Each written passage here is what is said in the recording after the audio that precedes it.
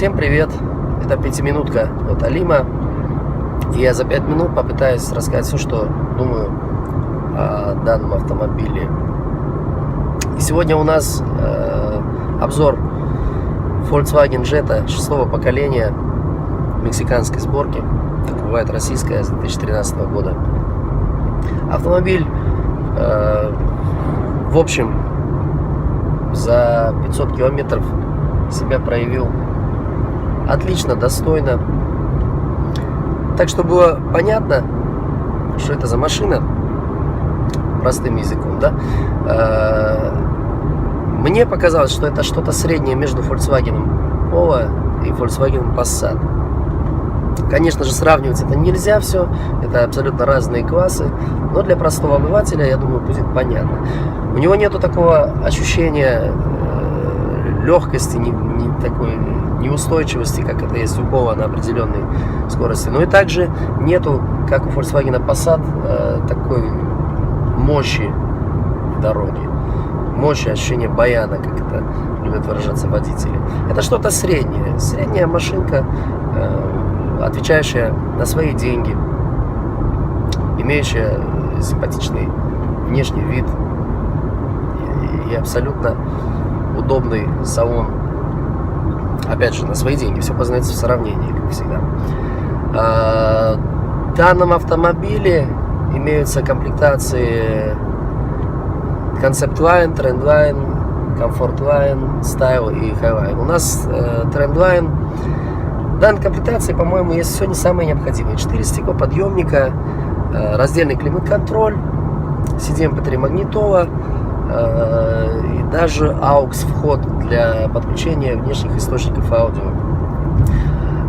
В этой комплектации, в данном автомобиле, имеется двигатель 1,6 литров, 105 лошадиных сил. Кто бы что ни говорил, этого мотора для этой машины абсолютно достаточно, абсолютно хватает. И вот это также имеется у нас коробка передач, 6-ступенчатая, автоматическая с функцией Tiptronic, обычная, надежная, гидротрансформатор. И для этой коробки, и в сочетании с этим мотором, для этой машины более чем достаточно. Она не имеет большой тяжелый вес, этого более чем достаточно.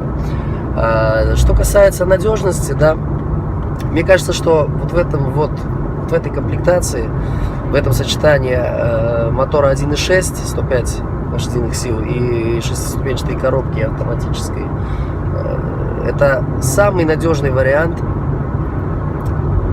этой серии Volkswagen. Объясню почему. Конечно, если вы хотите автомобиль покупать из салона, да, то единственное, что вам надо, это посчитать денежку и выбрать комплектацию. И будет эта машина вам служить с верой и правдой. Новая машина, она будете получать наслаждение. Но если же вы хотите покупать автомобиль данный на вторичном рынке, то я думаю, что следует обратить внимание на некоторые моменты. Данный автомобиль также предлагается с двигателями 1.4 турбированными. 1.4 122 лошадки и 150 лошадиных сил. Вот. Ну и 1.6 85 лошадей и 105 лошадей.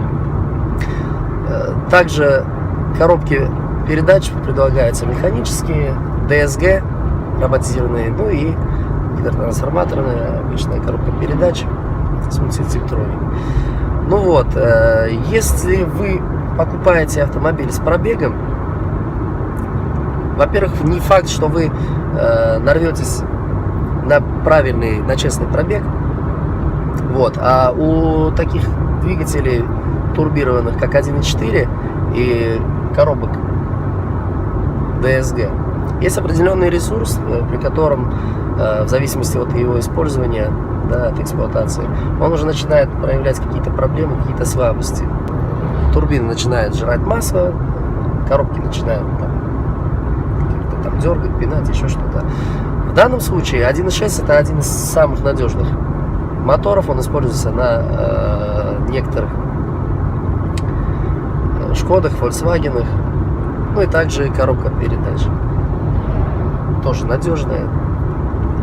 В общем, при правильной эксплуатации машина вас не подведет и будет вам служить верой и правдой.